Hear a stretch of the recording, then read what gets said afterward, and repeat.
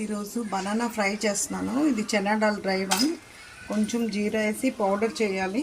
Mustard కొంచెం, సోంపు కొంచెం, జీరా కొంచెం, ఉరడ్ దాల్ కొంచెం, చనా దాల్ కొంచెం వేస్తాము.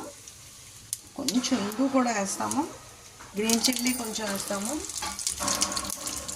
ఆనియన్ కొంచెం వేస్తాము. కొంచెం బాగా ఫ్రై అయ్యాక బనానా, డ్రై బనానా అరటికాయ వేస్తాము.